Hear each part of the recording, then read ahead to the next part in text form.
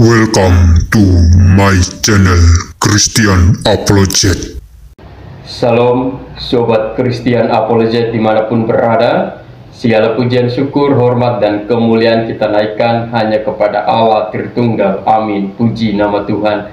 Di dalam kesempatan kali ini kita akan bersama-sama melihat bagaimana penjelasan daripada Ibu Sofiatul Ahad Indonesia terkait dengan doktrin Allah. Di dalam bagian ini Ibu Sofiatul ingin supaya kita memahami bagaimana kita sebagai orang yang percaya kepada Tuhan memahami doktrin tentang Allah supaya kita tidak salah ataupun tidak keliru, bahkan tidak tersesat di dalam menjelaskan tentang doktrin Allah. Oleh karena itu mari kita tonton video pembahasan tentang doktrin Allah daripada Ibu Sofiatul Ahad Indonesia, supaya ketika kita diserang ataupun kita diberikan pertanyaan tentang doktrin Allah, kita mampu untuk bisa menjawabnya. Oleh karena itu mari tonton sampai selesai bagian pembahasan tentang doktrin Allah. Ini videonya. Silakan ya Bu. Silakan Bu Sofi.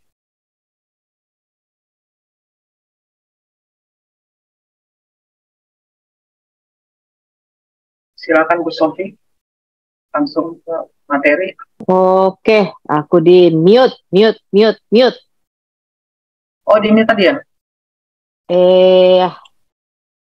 Oke, ini semua peserta di mute.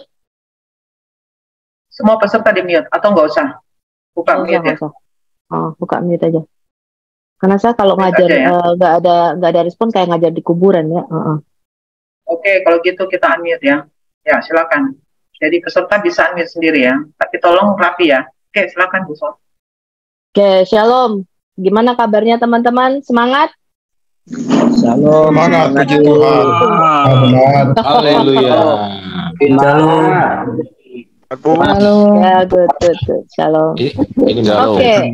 my favorite tutor. Ya, my favorite student tuh. Ya, saya lihat kalian pakai logo-logo bagus ya. Kalau bisa pinky-pinky semua ya.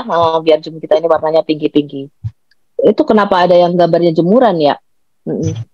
Gini teman-teman, hari ini saya akan memberikan pengantar doktrin Allah. Jadi doktrin saya seperti biasa kan simple ya. Jadi kalian nggak perlu nanti belajar dulu kayak apa aja ya. Nah, karena doktrin saya ini sangat sederhana, jadi nanti habis saya kasih, kita akan belajar 2 hari, ya. Kita akan masuk sebelum nanti masuk ke bahan yang lebih rumit. Kita akan masuk ke pengantar doktrin Allah dulu. Saya akan kasih ada dasarnya selama 2 hari, hari ini dan besok, ya. Yang penting kalian kalau ini dengarkan aja, ya, nggak perlu dipelajari dulu kayak apa aja, ya. Mending dengarkan, kalau kita sedang diskusi pasti bisa kok, ya, nanti memahami. Nah. Seperti begini teman-teman, kalau dulu saya melihat mempelajari Alkitab itu saya nggak begitu mengerti ya, pokoknya baca aja gitu. Tapi dengan berapologet ini saya menjadi semakin mempelajari lebih lagi. Saya ulang lagi, saya baca Alkitab apa adanya, dan kita akan masuk ke pengantar doktrin mengenai Allah. Anda bisa lihat share screen saya?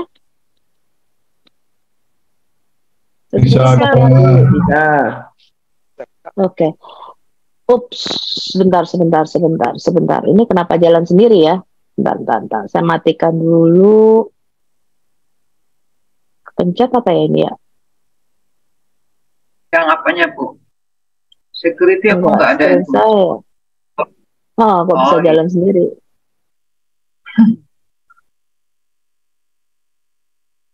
Oke. Ya, kita akan masuk ke pengantar doktrin Allah ya. Kalau kita mendengar kata Allah, saya pengen respon dari teman-teman. Apa yang terbersit di dalam benak kita? Siapa Allah itu? Anybody? Satu-satu. Angkat tangan yang mau bicara. Allah pencipta. Oke. Ada lagi yang lain? Iya, sang pencipta. Pencipta. Ada lagi yang lain? Penguasa. Pencipta, penguasa. Hah? Allah, Apa? awal dan akhir. Awal dan akhir. Oke. Ada lagi yang lain? Pemilik alam semesta. Oh, jadi kalau dengar kata Allah itu di benak kita langsung pencipta, penguasa, pemilik alam semesta. Ada lagi yang lain? Roh sesembahan Roh yang kita sesembahan sembah. Yang kita yang sembah. kita sembah. Oke. Ada lagi yang lain? Jenis makhluk, Bu. Jenis makhluk, ya, karena lu udah dengar dari gua ya. Pencipta seluruh alam semesta. Betul, Bu. Kekal, kekal. Kekal, right? Itu yang Pengasih. apa? Kekuatan apa? Maha kuasa yang pengasih. Maha kuasa dan pengasih. Oke. Jadi kalau kita dengar kata Allah, yang didoktrinkan dari kita sejak kecil itu pencipta, penguasa, Tuhan semesta alam, ya kan? Iya. Betul nggak? Itu yang didoktrinkan, ya, baik itu Muslim maupun Kristen sama, ya. Karena itu kadang-kadang apa yang saya katakan, orang Kristen sejak dari tulang sulbi mengatakan, Bu Sofi, saya baru pertama kali mendengar ini. Iya, pertama kali mendengar ini, baik, ya. Nah, jangan heran kalau kita membaca Alkitab, ternyata kata Allah itu tidak seperti yang kita bayangkan. Nah, sekarang kita lihat dulu.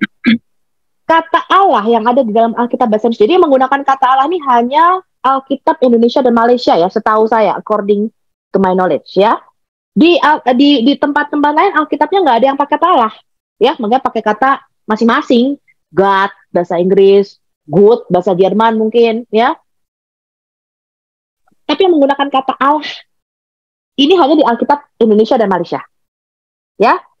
Dan kata Allah di dalam Alkitab kita itu merupakan kata serapan dari bahasa Arab. Jadi jangan Anda bingungkan dulu nih antara kata serapan, transliterasinya dengan maknanya. Ya. Jadi kalau mereka sering tanya, kenapa menggunakan kata Allah? Ya, karena bahasa Indonesia itu memang menyerap. Jadi bahasa itu tidak ada yang murni, teman-teman. Tetapi selalu meminjam, saling meminjam. Ya. Jadi bahasa kita dengan bahasa Filipina ada yang sama. Bahasa kita dengan bahasa Malaysia ada istilah-istilah yang sama. Kenapa? Bahasa itu tidak ada yang murni, pure. Ya, kata telepon, dari mana ya? Di bahasa Inggris telepon. Kita menyerap beberapa kata Belanda juga. Ya, jadi bahasa itu nggak ada yang murni. Tapi karena bahasa itu digunakan untuk berkomunikasi dan menghubungkan, ya, antara kita dengan manusia lainnya, otomatis akan ada istilah-istilah yang sama, yang kita serap. Dan bukan kata aslinya. Ya. Nah, Bu, suaranya tidak terdengar sama saya. Tes ini terdengar? Loud and clear. Jelas, jelas. Benar. Oke. Dengar ya Pak, ini udah kenceng loh Pak, ini jam segini pagi-pagi Pak, saya kenceng. Terdengar cuma samar-samar Bu, pelan sekali. Apa cuma saya doang atau semua ya? Bapak aja Pak, kita kenceng banget. Oh kenceng banget, udah sampai saya maksimal. Coba Bapak Loud and clear Pak. Bapak. Kenceng sekali, kenceng. Tempat saya kenceng. Ya, di tempat Bapak mungkin volumenya kali. Bapak dengerin pakai apa? Volumenya dinaikin Pak, supaya denger. Iya, jangan kenceng-kenceng Pak. Di sini masih jam 4 pagi nih, satu rumah bangun Pak nanti ya. Oke. Bapak volumenya naikin. Udah Pak? Bisa dengar saya dengan jelas? Oke, good. Lanjut Bu, aman. Ya. Nah, Anda perlu tahu kata Allah di dalam teologi Islam, dan kalau kita lihat kamus besar bahasa Indonesia, itu merupakan proper name atau nama diri Tuhan yang disembah Muslim. Ini berbeda dengan arti Allah di dalam Alkitab. Nah, dulu kita sering mendapatkan, mendapat Allah itu gelar, betul? Allah itu gelar.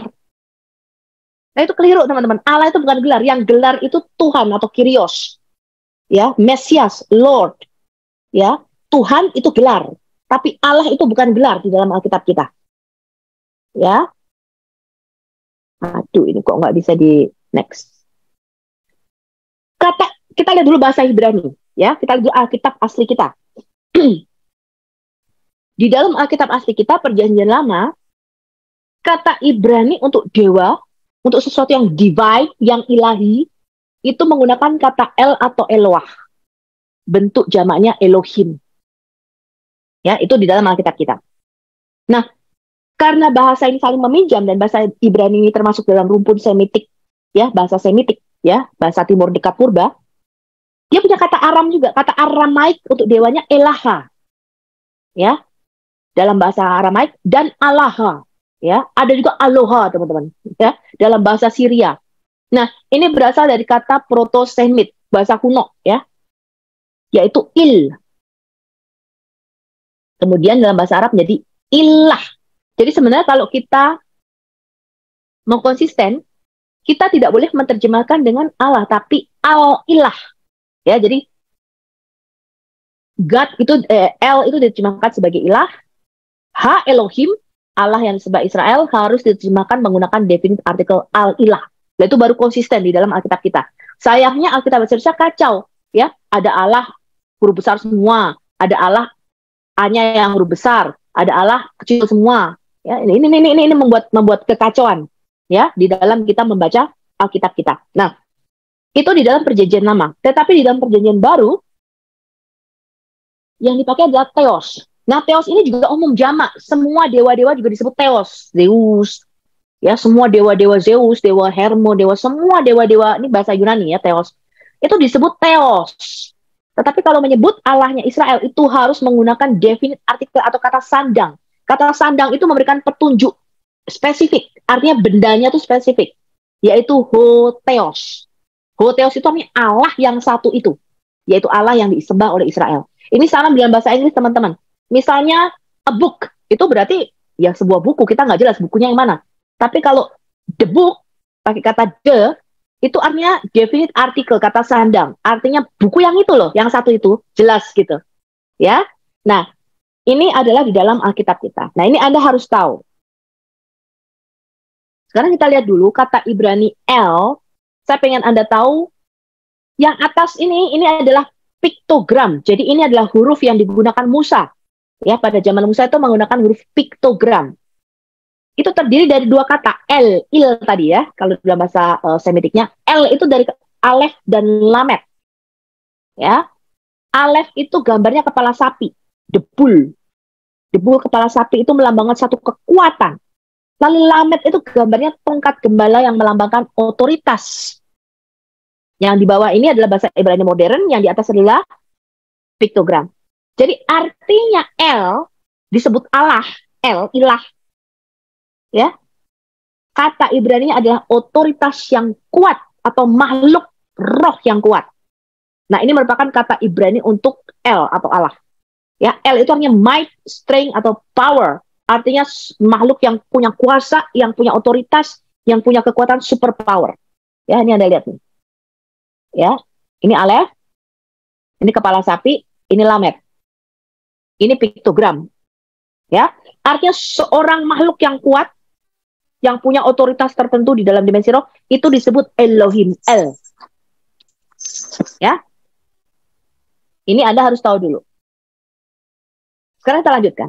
Ternyata di dalam Alkitab kita, teman-teman, bukan cuma pencipta, penguasa, kayak tadi, apa tuh, penguasa semesta alam, ya, pencipta kita, yang disebut dengan El atau Elohim. Ternyata semua makhluk roh di dalam Alkitab kita itu dimasukkan dalam kelas L, dalam kelasnya Allah, the God class kita bilang, ya, divine being atau makhluk ilahi. Divine itu artinya ilahi, supranatural itu divine. Jadi semua makhluk roh yang nggak punya tubuh jasmani itu di dalam Alkitab kita disebut dengan El atau Elohim, disebut dengan divine, Allah, makhluk yang kuat, ya. Artinya seseorang yang punya otoritas yang kuat, itu El. Jadi bukan cuma Allah yang kita sembah, bukan cuma Allahnya Israel. Jadi malaikat, setan-setan, yang nggak ngomong atau nggak suruh saya buka ini, tolong di mute ya teman-teman ya, thank you. Malaikat, setan-setan, roh-roh teritorial, semua roh teritorial itu disebut juga dengan dewa-dewa berhala ya. Nanti kalau kita bicara mengenai kosmik geografi atau roh-roh teritorial ya. Kita bicara mengenai setan atau demons nanti. Tapi nanti, ya. Itu dewa-dewa berhala, bangsa-bangsa, roh orang mati, iblis, hakim-hakim, itu disebut Elohim. Nah, hakim ini anehnya, baik yang dalam dimensi roh maupun manusia disebut hakim. Jadi judgment atau penghakiman itu merupakan satu otoritas yang diberikan Allah. Ya, seharusnya Allah yang bisa menghakim. Ini disebut para Elohim atau para Allah di dalam Alkitab kita. Mereka semua disebut Elohim, malaikat disebut Elohim. Nanti kita lihat ya ayat-ayat yang di dalam Alkitab kita. Oke. Nah, sekarang kita mau melihat dulu background, saya mau Anda melihat latar belakang Alkitab kita pada waktu Musa menulis kitab Taurat. Di dalam agama Semitik, di dalam kepercayaan Timur Dekat Purba, El atau Ilu, mereka menyebutnya Ilu, El, ya, adalah nama dewa tertinggi, dewa Kanaan, tetapi juga merupakan kata benda yang umum untuk menyebut dewa-dewa atau ilahi lainnya. Ya, El di dalam tradisi Semitik, dia mempunyai pasangan. Ya, ini kepercayaan bangsa Kanaan. Pasangannya disebut Aserah. Dewi Aserah inilah juga yang mana Israel jatuh di dalam penyembahan berhala. Nanti kita lihat ayatnya, ya. Bersama pasangannya dipercaya memperanakkan 70 yang disebut ilah-ilah yang lebih rendah atau a lesser divine being. Dan ini juga masuk di dalam Alkitab kita, ya. Kata El ini muncul berkali-kali di dalam Alkitab Ibrani, di teks Masoretik kita. Dan kita nggak pasti, nggak jelas memutuskan apa di mana itu adalah nama dewa atau hanya sebutannya saja. Ya, nama yang disebut El ini dewa Kanaan atau sebutan secara umum. Ya, nanti kita lihat di dalam Alkitab. Ini saya bicara kepercayaan, background, cultural background ya, atau latar belakang kebudayaannya Timur Dekat Purba. Kita lihat dulu El, ini adalah beberapa arkeologi, kita nggak bahas ini sekarang, ya nanti kita akan bahas dengan Pak Singa Yehuda kalau masalah arkeologi. Saya hanya mau Anda tahu bahwa di dalam kepercayaan Timur Dekat Purba, El ini juga disebut the oldest of all gods, or father of years. Itu sama dengan di dalam Alkitab kita. Jadi disebut dengan Allah yang kekal atau Bapa yang kekal. The head of the pantheon, divine council. Nanti kita bicara khusus mengenai sidang ilahi atau divine council. Ya. Kemudian yang membedakan adalah ini. Dia punya Aserah yang disebut istri daripada El. Lah inilah yang ditentang oleh Allah di dalam Alkitab kita. Ya, nanti kita lihat. El di dalam kepercayaan Timur Dekat Purba ini juga merupakan progenitor of other deities. Jadi dia memperanakkan atau melahirkan ilah-ilah lainnya. Dia disebut juga bapa daripada Adam. Adam itu adalah manusia, a divine king, raja. Jadi Adam itu disebut juga raja. Ya. Kemudian ruler of universe and supreme arbiter. Jadi penguasa dan juga hakim. Ya, jadi penguasa alam semesta dan hakim. Full of grace and compassion. Dan ini juga tidak masuk diserap dalam Alkitab kita. Jadi kalau ada yang mengatakan apakah Allah itu adalah untuk sebutan untuk pagan, saya sih tidak sepakat dengan itu. Jadi ada orang Kristen yang saking fanatiknya, nggak usah lagi kita pakai kata Allah. Lalu pakai kata apa? Kata El. El itu juga merupakan nama dewa Kanaan, teman-teman. Pakai apa? Kata good. Good dalam bahasa Jerman itu nama dewa. Mau pakai kata apa? Ya. Yang terpenting adalah ketika kata ini sudah masuk di dalam Alkitab kita, artinya kita harus memberikan makna yang berbeda. Ya, nanti kita lihat. Nah, ini mungkin sangat mengejutkan buat Anda, tapi ya inilah apa adanya kalau kita mau belajar Alkitab, ya. Sekarang kita lihat Aserah. Penyembahan Aserah ini masuk dan diperingatkan oleh Musa di dalam Ulangan 16 ayat 21. Ada sekitar 27 ayat di dalam Alkitab kita yang menyebut tentang Dewi Aserah. Ya, yang disebut juga dengan Atiratu di dalam bahasa Akadia, Asirat atau Aser itu dalam bahasa Hiti, ya, macam-macam mereka menyebutnya. Kita lihat dulu Ulangan 16 ayat 21 yang Anda lihat di kiri, ini adalah merupakan patung yang sekarang ini Aserah statue ya, yang disimpan di Eretz Israel Museum Tel Aviv. Ya, ini yang disebut juga Aserah Pool. Jadi Aserah itu dilambangkan seperti pohon kehidupan. Ya, atau the tree of life. Ya, mereka mengenalnya sebagai pohon, ya.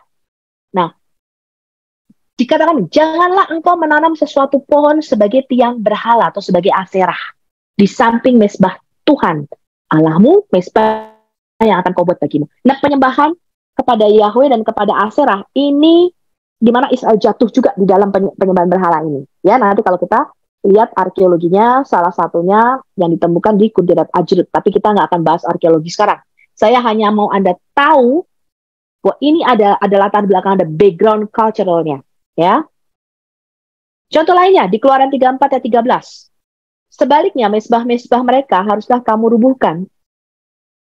Tugu-tugu berhala mereka kamu remukkan. Ini Musa udah ngomong nih ya, kalau kamu masuk tanah Kanaan, ya, dan tiang-tiang berhala Aserah karena bentuknya pohon harus kamu tebang. Tetapi ternyata pada zaman raja-raja mereka jatuh lagi ke dalam penyembahan karena mereka nggak menghabisi orang-orang Kanaan ini sepenuhnya ya, nggak dihabisi, nggak dibunuh semuanya. Jadi mereka jatuh juga di dalam penyembahan berhala ini, ya. Di dalam 1 Raja-Raja 14 ayat 15 misalnya kita temukan, ya. Kemudian Tuhan menghajar orang Israel sehingga tergoyah-goyah seperti gelagat di air, dan ia akan menyitakan mereka daripada tanah yang baik ini yang telah diberikannya kepada nenek moyang mereka. Ia akan menyerahkan mereka ke seberang sungai Efrat sana, oleh karena mereka telah membuat apa? Aserah. Dan dengan demikian menyakiti hati Tuhan. Jadi penyembahan Yahweh dan Aserahnya itu disejajarkan, karena Aserah ini dipercaya sebagai the feminine side, ya, atau sisi femininnya, ya, atau istrinya El ini. Mereka percaya itu, ya. Nah, ini yang ditentang di dalam Alkitab kita. Ada banyak lagi, saya hanya menyebutkan satu. Prasasti di Kuntilan Ajrut, ya, ini kira-kira mungkin tahun 700-an sebelum Masehi, ya. Ini merupakan rangkaian prasasti yang bersifat religius dan di dalamnya menyebut nama YHWH, nama El dan Baal. Nah, Baal itu juga diambil di dalam Alkitab kita. Jadi Allah menyebut dia adalah Baal bagi Israel. Dia adalah Baal atau suami. Baal itu artinya penguasa atau suami bagi Israel. Ya. Di dalam prasasti itu ditemukan kata begini. YHWH dari Samaria dan Aserahnya. Dan YHWH dari Teman dan Aserahnya. Jadi Israel jatuh di dalam penyembahan berhala. Ya. Nah, ini juga prasasti ditemukan tahun 1975-1976. Kita nggak ngomongin ini, saya hanya mau Anda melihat supaya Anda tahu background atau cultural background daripada El. Apa itu El? Ketika Musa menulis kitab Taurat itu dia punya latar belakang budaya, ya, bukan didiktikan Jibril. Ya. Kemudian begini. Untuk Anda tahu apa itu makna Allah, makna dari kata tertentu di dalam Alkitab kita, saya berkali-kali mengatakan bahwa para nabi dan para rasul itu meninggalkan kita banyak buku. Bahkan ada buku-buku di luar kanon Alkitab kita. Ya, macam-macam, masih banyak lagi tuh buku-bukunya. Kalau kita lihat, wow, deretan bapak-bapak gereja masih nulis lagi banyak buku. Mereka meninggalkan kita banyak buku, tapi satu buku yang mereka nggak berikan, yaitu namanya buku kamus. Ya, jadi mereka nggak meninggalkan kita yang namanya buku kamus. Untuk mengetahui definisi kata El, kata Elohim, Allah di dalam Alkitab dengan tepat, maka itu kita harus melihat di mana saja kata tersebut digunakan dalam seluruh Alkitab kita. Ya, nah kalau kata tersebut merupakan hapax legomena atau hapax legomenon, artinya hanya sekali ada di dalam Alkitab, ya, nggak disebutin lagi di ayat lainnya, ini cuma terdapat sekali, maka kita memerlukan bantuan di luar Alkitab untuk bisa membantu mengartikan kata tersebut dengan benar. Artinya apa sih kata itu? Ya. Nah, kalau kita melihat penggunaan kata El di dalam seluruh Alkitab Perjanjian Lama maupun Perjanjian Baru kita, El ini tadi kita sudah belajar merupakan transliterasi dari kata Allah. Kata Allah ini merupakan transliterasi dari kata El atau Elohim di dalam Perjanjian Lama, dan di dalam Perjanjian Baru dijadikan kata Theos. Ya. Terjemahan LI-nya tidak tepat, ya, saya bilang kurang tepat, ya, harusnya bukan Allah tapi ilah, ya. Nah, kita juga menemukan inskripsi Kristen Arab pra-Islam yang memuat kata al-ilah atau al-ilahu, ya. Jadi kita nggak tabu menggunakan kata al-ilah atau al-ilahu, ya. Kristen Arab sampai sekarang juga menggunakan kata Allah ini, ya. Nah, jadi Elohim atau Theos ketika diterjemahkan harusnya bukan Allah tapi ilah. Ya, kalau kita mau konsisten di dalam penerjemahan Alkitab LAI kita, nggak masalah sebenarnya pakai kata ilah, ya.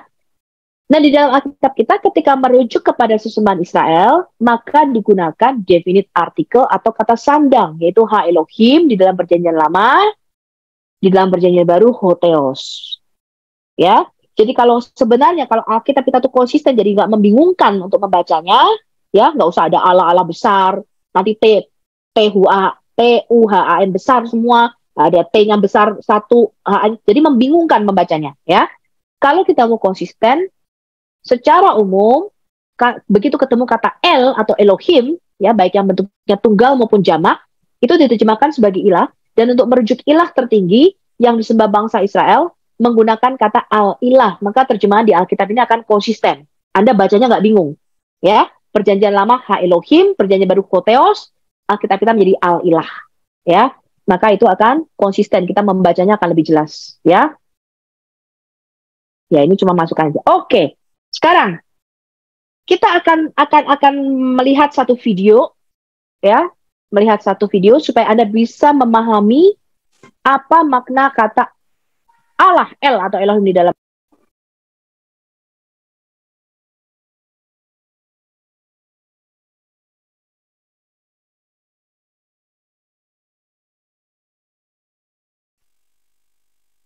When most people think about the story of the Bible, they think of a story about God and humans. But remember, we learned that there's a whole other cast of characters that appears throughout the Bible and plays a really important role. Right. Spiritual beings, angels, demons, and the like. Right. And in the Bible, they inhabit the heavenly realm, which is parallel to our earthly reality and actually overlaps with it. Now, all of these spiritual beings have their own unique characteristics. But here's what's fascinating. The biblical authors have one word that can refer to all the inhabitants of the spiritual realm. In Old Testament Hebrew, the word is Elohim, and in New Testament Greek, it's Theos. But here's the thing. This word gets translated in lots of different ways depending on which being is referred to.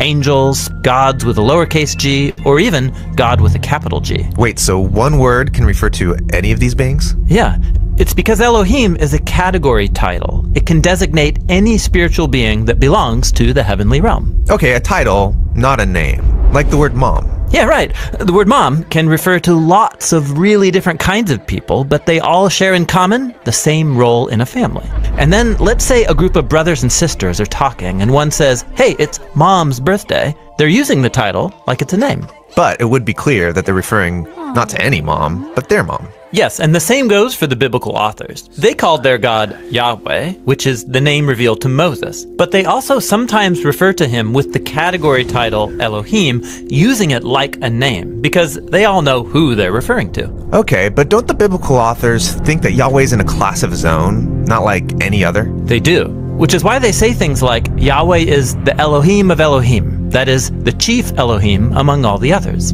Or they'll say there's no Elohim beside Yahweh, meaning no other spiritual being compares to him because only he is the ruler and creator of all things. Okay, I'm following, but I thought the Bible taught monotheism, which means there's just one God. Well, the biblical authors are claiming that among all of the spiritual beings out there, only one is the source and creator of all things, including the Elohim. That's biblical monotheism, that one Elohim, Yahweh, is above all other Elohim, that is, the other spiritual beings. Now, with all that said, we are ready to learn more about who these other Elohim are and how they fit into the biblical story. Oke, udah jelas apa perlu kita ulang? Jelas, Bu. Jelas ya. Sekali lagi ulang dong. Oke, kita ulang sekali lagi ya. Kita ulang sekali lagi. Ini videonya cuma 3 menitan, singkat ya. Materi saya sudah mau selesai teman-teman ya. Tenang aja. Satu gampang dan singkat ya. Diskusinya yang berat nanti. Ya. Kita ulang sekali lagi ya.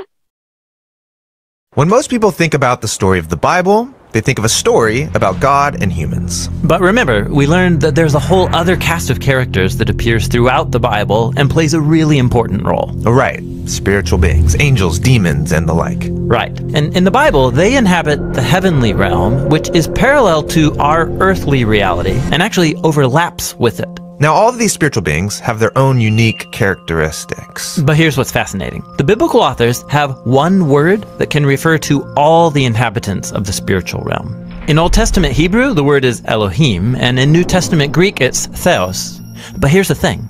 This word gets translated in lots of different ways depending on which being is referred to.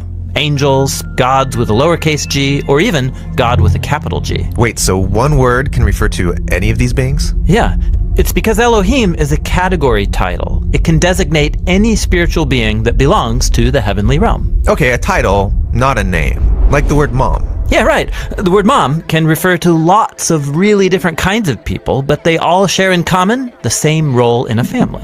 And then let's say a group of brothers and sisters are talking and one says, hey, it's mom's birthday. They're using the title like it's a name.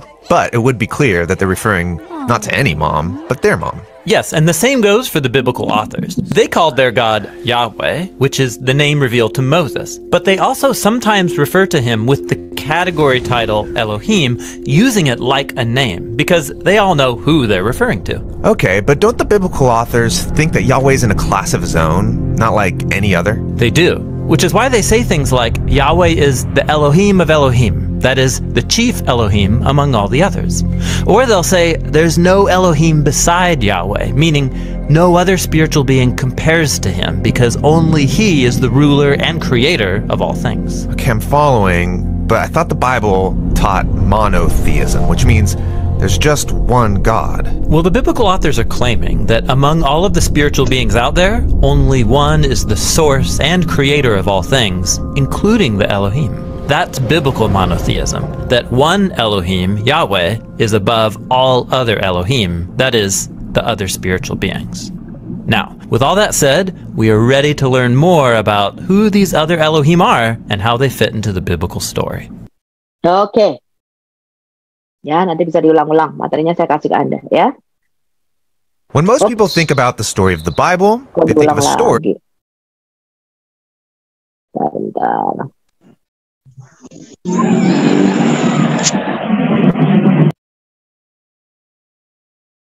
Bentar.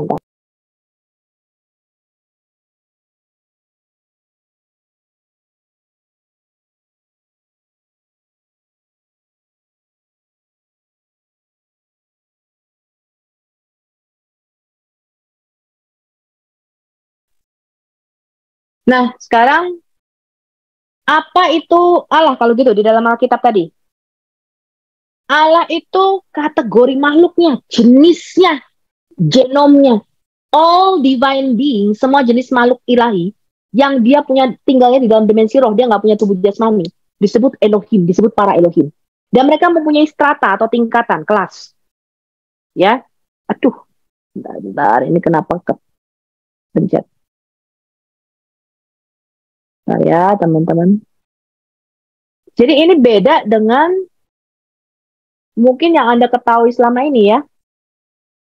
Bahwa apa namanya? Allah itu merupakan gelar. Allah bukan gelar. Yang gelar itu Rob. Ya. Atau Tuhan. Ya, itu baru gelar. Wait.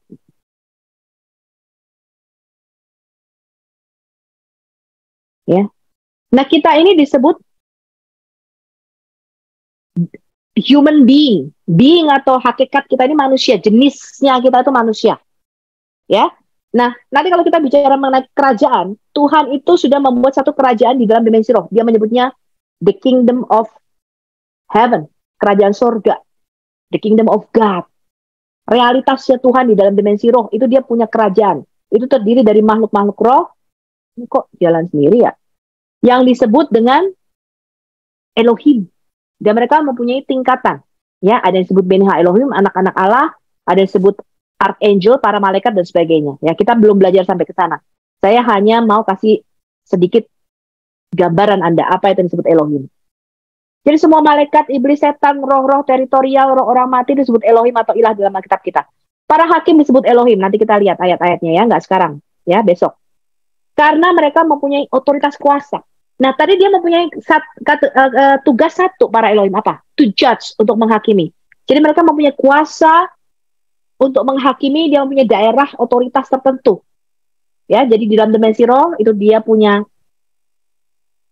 anak-anak, dia punya keluarga. Nanti kita lihat ya, Tuhan itu punya namanya the heavenly family, di dalam heavenly realm, di dalam dimensinya Allah. Kemudian dia membangun satu dimensi baru, yaitu dimensi kita, dimensi ketiga, ya, yang kita sebut dengan dimensi ruang dan waktu.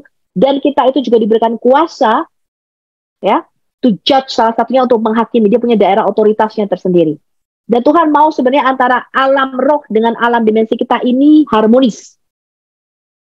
Ya, nanti kita lihat tujuan Tuhan menciptakan alam semesta ini. Ya, sayangnya anak-anaknya di dalam dimensi roh sama anak-anak Adam ini memberontak. Ya, pemberontakannya terjadi 3 kali di dalam Alkitab kita. Nah, kita nggak bicara itu sekarang. Nah, sekarang jadi kita bicara Allah itu adalah kategori jenis makhluknya, genomnya, genusnya. Ya, jadi dalam Alkitab kata Allah atau Elohim itu menunjuk kepada makhluk roh atau makhluk ilahi. Dia makhluk yang kuat, El, yang mempunyai otoritas dalam dimensi roh. Makanya ketika dikatakan Tuhan mengangkat Musa sebagai Allah, ya, Di dalam Keluaran 4 ayat 12, Keluaran 7 ayat 1, kok manusia diangkat sebagai Allah? Artinya dia diberikan otoritas. Ya, di mute dulu Pak kalau yang nggak ngomong. Ya, nanti kalau saya minta buka mute baru dibuka ya. Yang buka mic siapa itu, Bu Yulia? Yang buka mic, ya. Oke, yang belum masuk. Ya, Oke, ya. Itu kan aku jadi lost. Musa diangkat sebagai Allah, ya. Itu karena dia diberikan otoritas di dalam Mesir untuk melakukan tanda-tanda dan mujizat. Ya, bukan dia menjadi Allah, bukan. Ya. Nah, El tadi kita sudah tahu artinya adalah the mighty, the strength, power, dia punya kuasa. Ya, jadi makhluk yang kuat, itu El. Eloah, itu singgul, bentuk-bentuk tunggalnya, El, ya, atau Eloah. Elohim, itu adalah bentuk dual, dua Allah artinya. Elohim, itu minimal 3 atau lebih. Bayangkan, nanti kita akan lihat apakah ada plural majesty di dalam Alkitab kita. Apakah Elohim ini menggambarkan banyak Allah? Dan kita lihat ya, apa artinya di dalam Alkitab kita. Jadi kata Elohim, itu berarti suatu makhluk roh yang kuat, atau yang perkasa yang disebut the strong one, yang kuat. Ya, itu arti kata Allah di dalam Alkitab kita. Nah, kita belum sampai pada materi Sot Adonai, saya hanya sentuh sedikit. Di dalam Mazmur 82, ya ini disebut Elohim, Allah kita, itu berdiri dalam sidang ilahi di antara para Elohim, dia menghakimi. Allah yang pertama ini adalah Allahnya Israel. Ya. Allah yang kedua, ini yang disebut dengan Beneha Elohim, makhluk roh, penjaga kudus. Nanti kita akan melihat itu. Kita akan melihat anggota-anggota daripada Sot Adonai atau sidang ilahi yang ada di dalam Alkitab kita. Bu Safi, saya baru pertama kali mendengar ini. It's okay. Ya, karena Anda kan siap mengosongkan gelas Anda. Ya, Anda cek nanti apakah yang ada yang saya katakan sih ada nggak di dalam Alkitabmu. Ya. Jadi yang termasuk kategori Elohim, kelasnya Elohim, siapa saja? Yang pertama adalah Tuhan kita, Yehovah. Itu sekitar 7.000, 6.000 sekian kali ya. Hampir 7.000 kali disebut di dalam Alkitab kita. Itu kategori kelasnya adalah El atau Elohim. Kemudian anggota sidang ilahi, yang disebut Beneha Elohim, anak-anak Allah, itu kategori kelasnya adalah El, Elohim. Kemudian berhala bangsa-bangsa, itu juga disebut El, Elohim. Shedim, setan-setan, bentuknya jamak ya, Shedim, di Ulangan 32 ayat 17, disebut para Elohim. Roh orang mati, roh Samuel, itu disebut Elohim. Malaikat dan malak Yahweh, nanti kita lihat secara khusus ya, kalau kita belajar mengenai, kenapa ini bisa kepencet sendiri ya teman-teman? Sensitif berarti sensornya Bu ya. Sensitif kali dia punya touch screen.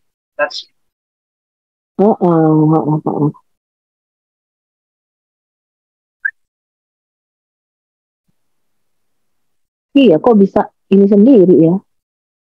Iya, berarti dia sangat sensitif. Bisa jalan sendiri.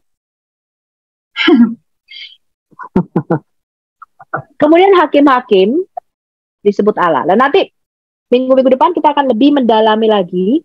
Ya, Anda telan dulu aja. Ya, ini pengantar untuk sesuatu yang lebih kompleks lagi. Nanti kita lihat identiti Tuhan yang begitu kompleks di dalam Alkitab kita dan bagaimana kita bisa membuatnya menjadi lebih sederhana ketika kita menjelaskan kepada teman-teman Muslim. Tapi ini memang apa adanya Alkitab begini. Saya nggak bisa mengurangi hal ini. Ya. Oke, nah sekarang kita mau lihat film berikutnya ya, teman-teman ya. Film berikutnya, saya belum share sound. Saya akan share sound dulu. Alright.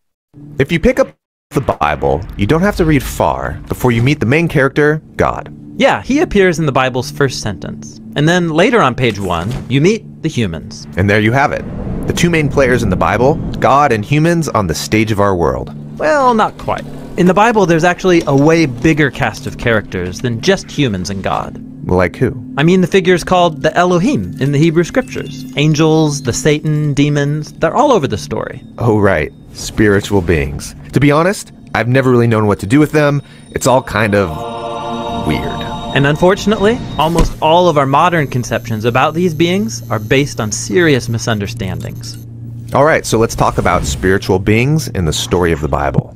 So first thing we have to do is reorient ourselves to how the ancient biblical authors saw the world. On pages 1 and 2 of Genesis, God brings order to a watery wilderness, separating the skies above from the land below. Right, this is Earth, where we live, and then there's the heavens high above, which they saw as God's domain. But in the Bible, these spaces are not separate. They overlap. And in fact, the Garden of Eden is described throughout the Bible as a high mountain garden where heaven and earth are one. Cool. So that's the world. Now it needs some creatures. God first creates and appoints the sun, moon, and stars to rule the day and night. You mean the giant flaming gas balls in the sky? Well, that's how you think about them. But the biblical authors, like all ancient people, saw them as heavenly creatures that are glorious, shining bright, and high above. Which is strange. I don't think of stars as creatures. Well, you don't. But for the biblical authors, the stars formed their categories for thinking and talking about a spiritual reality that exists alongside ours. And it's a different kind of reality, just like the sky is different from the land.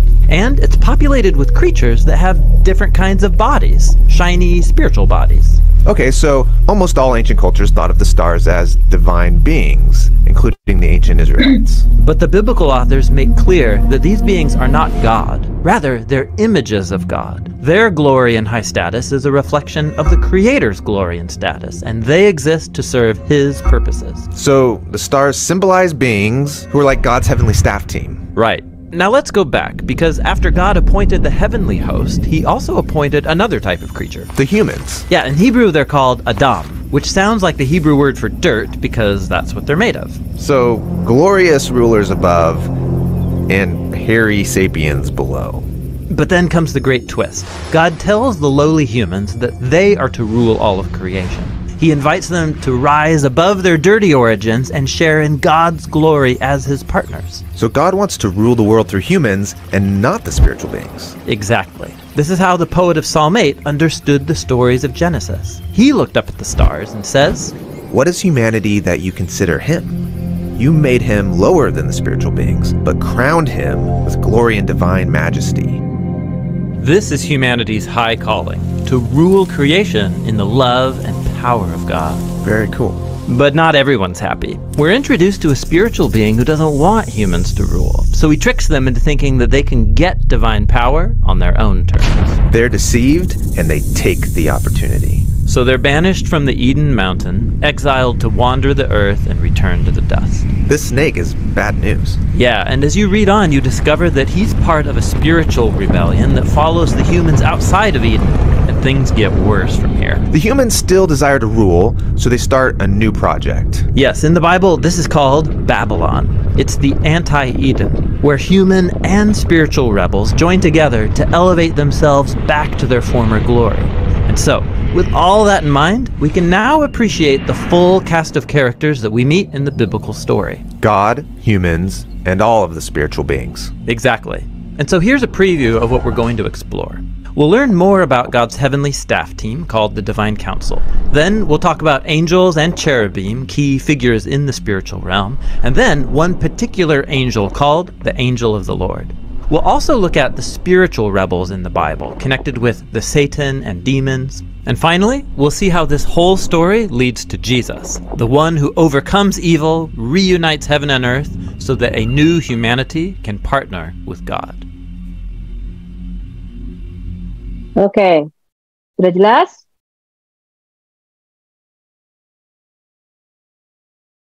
So, sudah berakhir materi kita, dan sekarang kita akan masuk ke bahan diskusi.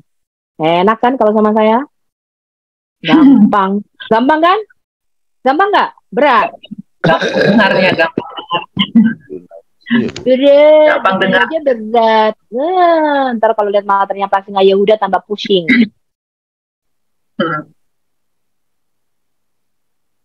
Loh, mana tadi? Nah, inilah bahan. Sebelum kita masuk ke bahan diskusi, ada yang mau ditanyakan?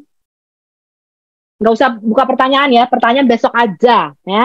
Sekarang langsung aja Anda diskusi, oke? Okay? Ya, mungkin bisa teman-teman foto di foto ini ya, bahan diskusi foto aja masing-masing, supaya nggak usah ribet dengan itu, dengan apa tanya-tanya materi-materi. Di foto aja dulu ini bahan diskusinya. Ya, bahan diskusi yang pertama, saya mau Anda diskusikan Iya, 4 inilah ya. Yang pertama di dalam Kejadian 18 ayat 1 sampai dengan 15. Yahweh Tuhan kita menampakkan diri kepada Abraham dalam wujud 3 manusia laki-laki. Wow. Kenapa bisa begitu? Ya. Kemudian di Kejadian 19 ayat 24. Yahweh yang ada di bumi ini menurunkan hujan belerang dan api dari Yahweh yang ada di langit. Kok bisa begitu? Saya mau Anda mendiskusikan hal ini. Kemudian yang Kejadian 32 ayat 22 dan 32, Yakub bergumul melawan Allah dan manusia. Dan Yakub menang katanya. Artinya apa? Ya, Anda diskusikan. Kemudian Yesaya 9 ayat 6. Anak yang akan lahir itu disebut El Gibor atau Allah yang perkasa. Artinya apa? Ada yang kurang jelas? Bahan diskusinya, para mentor? Ya ini, sebentar, Esel, silakan. Jelas. Ya, oh ya mentornya ya. Ya ini ada yang resen, silakan Esel, ada apa? Oke, saya ingin bertanya. Kebanyakan yang saya perhatikan tadi penjelasannya, Elohim ini adalah suatu makhluk roh ya. Tapi ada yang unik. Iya, puji nama Tuhan, kita sudah bersama-sama melihat pembahasan tentang doktrin Allah daripada Ibu Sofiatul Al-Hayat Indonesia, dan harapan saya kiranya kita memahami sungguh-sungguh tentang pembahasan kali ini, dan biarlah kita juga sungguh-sungguh bertumbuh iman kita di dalam Tuhan, supaya kita semakin hari semakin dekat dengan Tuhan dan hidup kita mempermuliakan nama Tuhan. Dan biarlah setiap konten yang ada di dalam channel ini boleh sobat sekalian membagikan di media sosial sobat sekalian, agar banyak orang dapat mengerti, memahami, dan percaya bahwa hanya Yesus satu-satunya Tuhan dan Juru Selamat di dalam kehidupan mereka. Dan pada akhirnya kiranya Tuhan Yesus senantiasa terus memberkati kehidupan kita semuanya. Amin. Shalom.